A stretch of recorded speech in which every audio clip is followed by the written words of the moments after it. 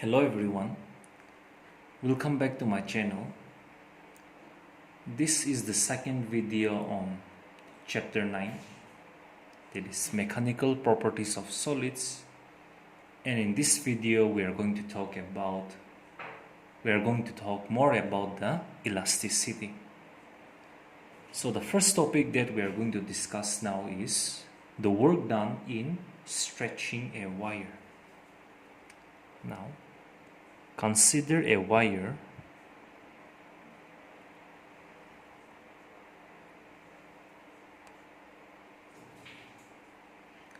of length capital L, let us say,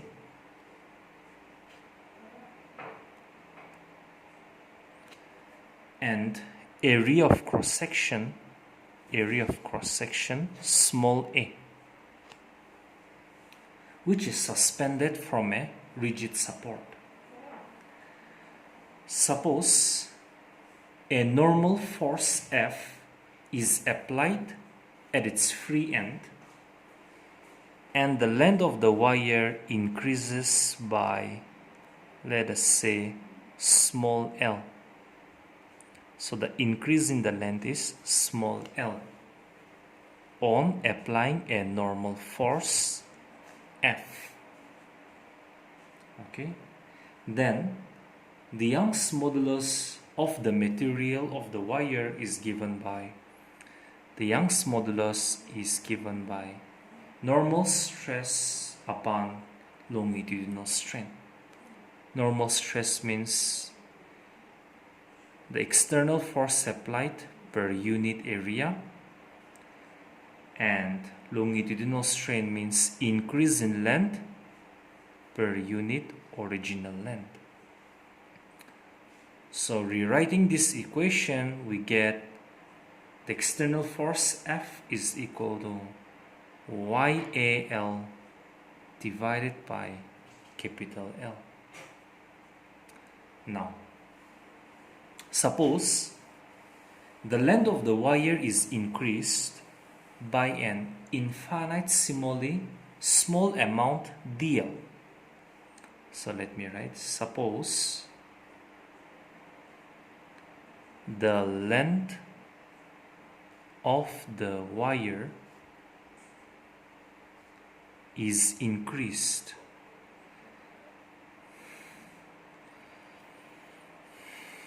by an infinitesimally small amount. Let us say dl under the action of this constant force F.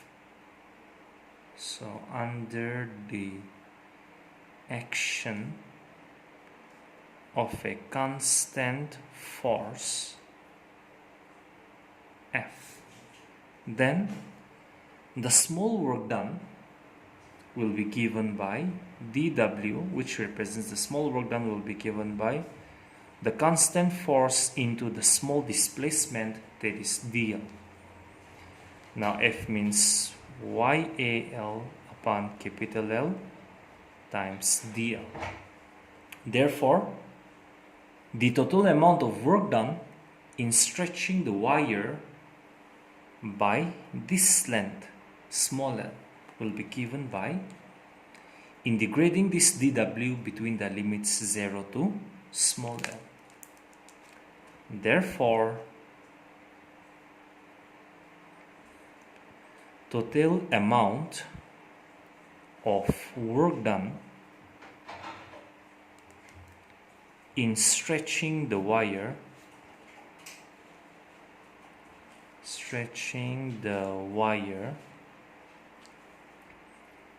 by a length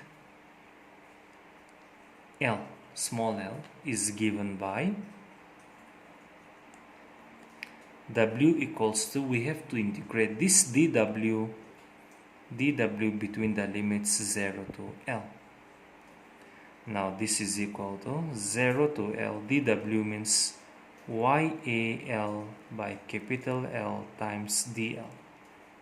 Young's modulus is constant, area of cross section is constant, capital L means the original length, so it is independent of small l. So YA by L comes out of the integration, so we will integrate only this L with respect to dl between the limits 0 to L. So this is of the form integration of x dx. So integration of x dx is x squared by 2. We have seen that in the previous videos on integration. So YA by L, and integration of x dx is x squared by 2. So integration of L dl will be L squared by 2 between the limits 0 to L. So this gives you W to be YA by capital L. Here 2 is constant, so it's independent of the limit. So here, for this L, first we substitute the upper limit, which is L itself, so L squared, minus the lower limit, which is 0, so we substitute L as 0, so 0 squared. This gives you YA by 2 into capital L into small l squared. This also can be rewritten as half times YA into small l by capital L times small l. Then this YA small l by capital L is your stretching force F. So this also can be rewritten as, therefore W is equal to half times stretching force times increase in length.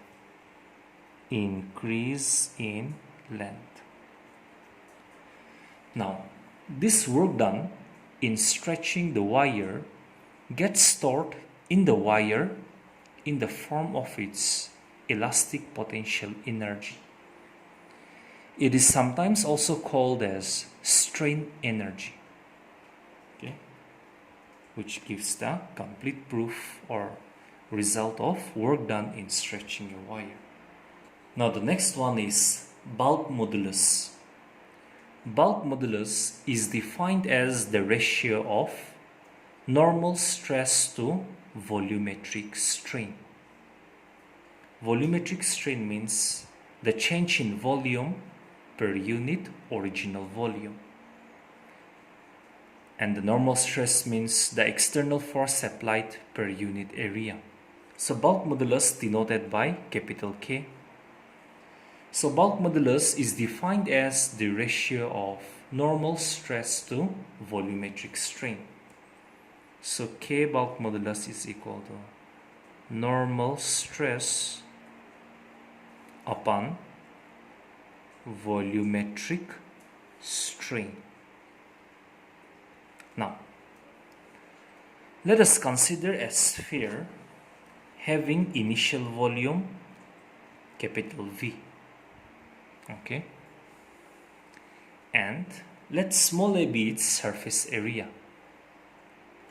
Okay, let small a be the surface area of a sphere having volume V. Suppose a force F acts uniformly over the whole surface of this sphere. This force F acts uniformly all over the surface of this sphere, which decreases its volume by del V. Then the normal stress will be given by a normal stress means the force applied, external force applied per unit area, and the volumetric strain will be given by the change in volume per unit original volume. Here the change in volume is del V, so del V by V. And I'm going to write here negative sign. Why? Because there is a decrease in the volume on applying the external force. So this negative sign indicates that on increasing the stress, the volume of the sphere decreases. Therefore, the bulk modulus will be given by normal stress, which is F by A, upon volumetric strain, which is minus del V upon V. This also can be rewritten as minus Fv by A del V. Now, we know that F by A means the pressure applied force per unit area is known as the pressure. So since or now, force upon area is known as the pressure. The pressure that is applied over the sphere. Therefore, the bulk modulus will be given by PV by del V, with a negative sign. Or if we consider only the magnitude, then the bulk modulus will be given by PV by del V, where P is the pressure, V is the original volume, and del V is the change in volume, in this case decrease in volume. The unit of bulk modulus in SI is Pascal, or we say Newton per square meter. Now, the reciprocal of the bulk modulus of a material is also called compressibility. That means compressibility will be given by 1 upon the bulk modulus. Now the next one is modulus of rigidity. This modulus of rigidity, which is denoted by eta, this symbol is called eta, is defined as the ratio of tangential stress to shear strain. Tangential stress means if the force applied is parallel to the surface of the body, then the stress so applied is known as tangential stress, which we have already discussed in the part 1 video of this chapter. So this modulus of rigidity, that is eta, is defined as the ratio of tangential stress to shear strain. So I'm going to write here tangential stress upon shear strain. In the previous video also we have discussed the different types of strain. Now, consider a rectangular block which is a cuboid whose lower face ABCD is fixed and the upper face, that is EFGH, is subjected to tangential force. Suppose F. Let small a be the area of each of the face, and let this capital L be the perpendicular distance between the two faces. Now, the tangential force will shear this shear, S-H-E-R, will shear this rectangular block into a parallelepiped. That is, by displacing the upper face through a small distance. Let us say that FF dash is equal to small x, say. And here the angle FAF dash is theta.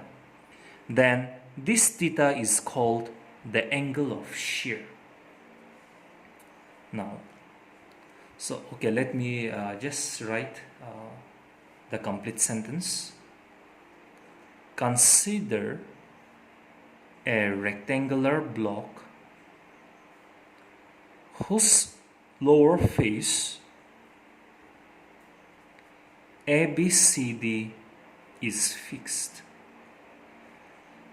and the upper face, that is EFGH, is subjected to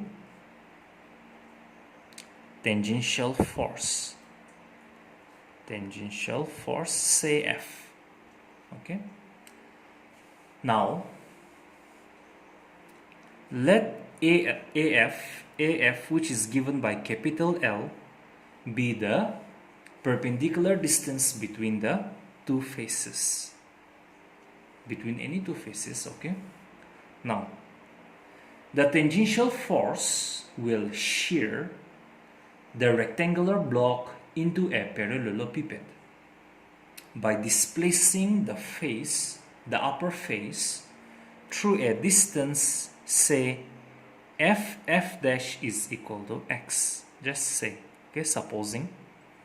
Now, if this angle, that is f dash, is equal to theta, then this theta is called the angle of shear.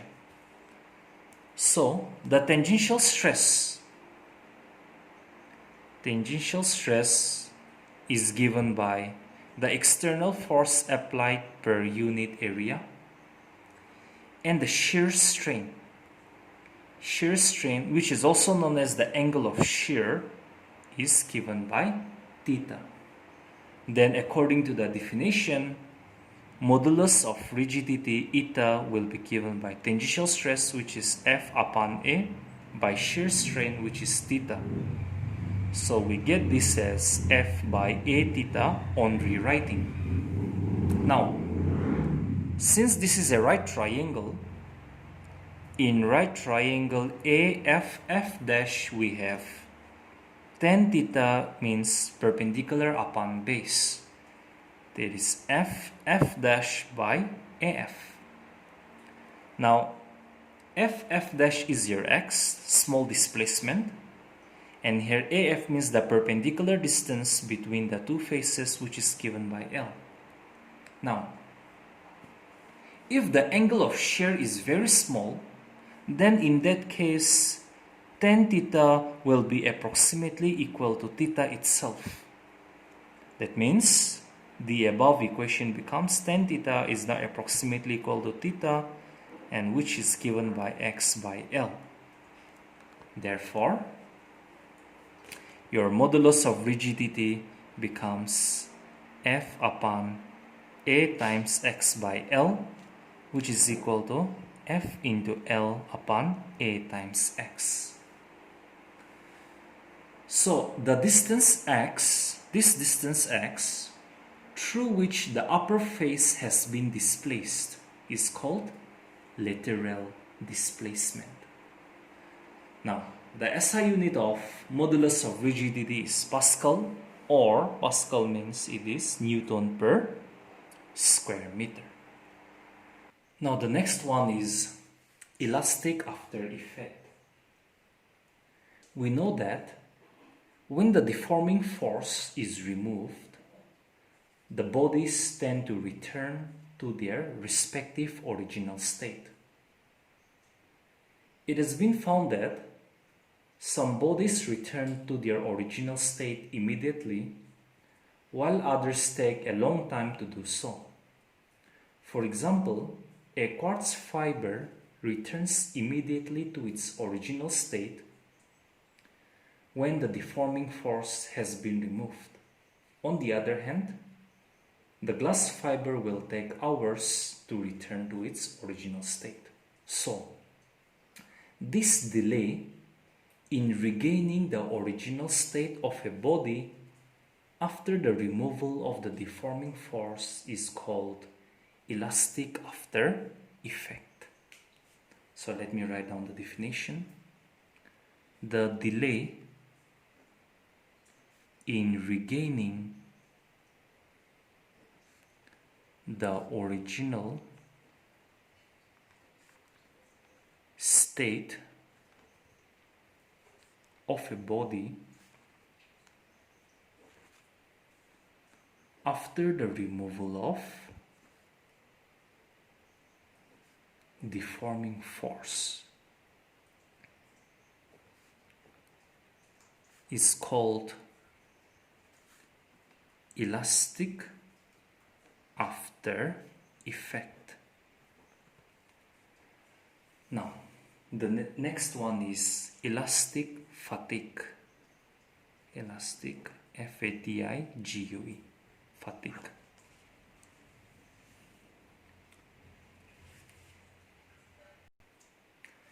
Now, elastic fatigue is defined as the loss in the strength of a material caused due to repeated alternating strains to which the material is subjected. Now, example, if a body is subjected to repeated strains beyond its elastic limit, it ultimately breaks. For example, a hard wire is usually broken by bending it repeatedly in opposite directions. So let me redefine it. Elastic fatigue is defined as the loss in the strength of a material caused due to repeated alternating strains to which the material is subjected. So let me write. It is defined as the loss in the strength of a material that is caused due to repeated alternating strains to which the material is subjected. Now, let us work out with some applications, okay, on this elasticity. The first question: a wire increases by 10 to the power minus 3 of its length when a stress of 10 to the power 8 Newton per square meter is applied on it. Question is to determine the Young's modulus. What is the Young's modulus of the material of the wire? Now, we have seen that in the part 1 video of this chapter, we have seen that the Young's modulus is defined as the ratio of normal stress to longitudinal strain. Longitudinal strain means the change in length per unit original length. And the normal stress means the external force applied per unit area. So the solution, here it is given that the stress is equal to 10 to the power 8 meter or Newton per square meter, and the strain is given to be 10 to the power minus 3. Therefore, the Young's modulus is given by normal stress by longitudinal strain. Stress is given to be 10 to the power 8. Strain is given to be 10 to the power minus 3. So let us simplify 10 to the power 8 and plus 3. Okay, 10 to the power minus 3, if we bring up in the numerator, it comes as positive 3. So which gives the Young's modulus to be 10 to the power 11 Newton per square meter. Let us do one more application on this bulk's modulus. Let us write the question. Find the bulk modulus of water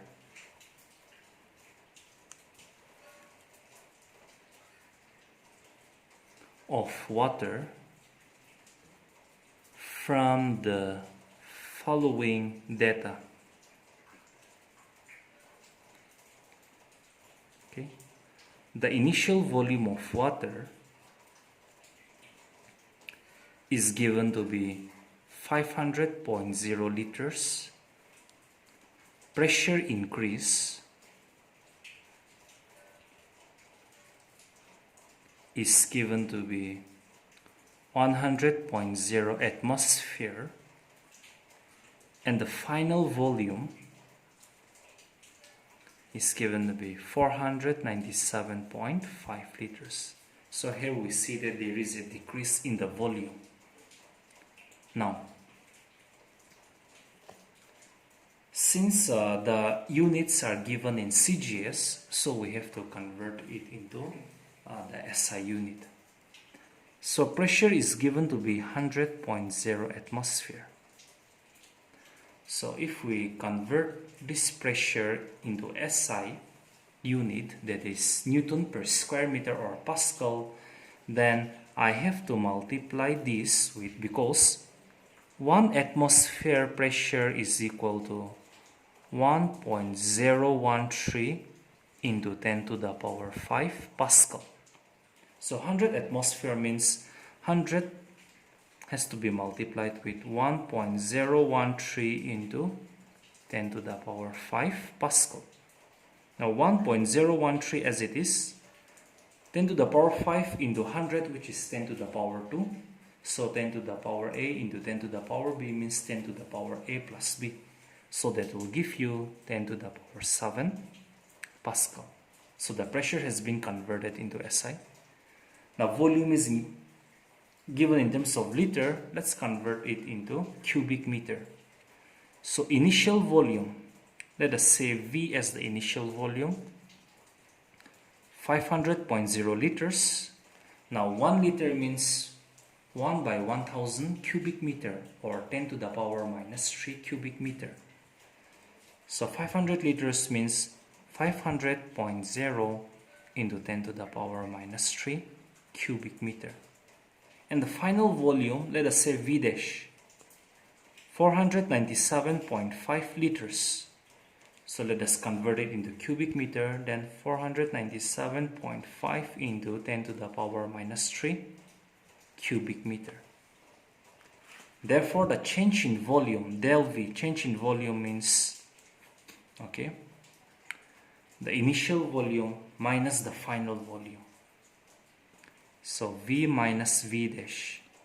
So 500.0 into 10 to the power minus 3 cubic meter minus 497.5 into 10 to the power minus 3 cubic meter, which gives you 500 minus 497.5 gives you 2.5 10 to the power minus 3 cubic meter. Now, we have seen that the bulk modulus is given by pressure into original volume upon change in volume. Now the pressure is 1.013 into 10 to the power 7 Pascal. Initial volume 500.0 into 10 to the power minus 3 cubic meters upon the change in volume, that is 2.5 into 10 to the power minus 3. Here 10 to the power minus 3, 10 to the power minus 3 cancels out. So if we simplify this expression, then we get the bulk modulus of water to be 2.026 into 10 to the power 9 Pascal, or Newton per square meter.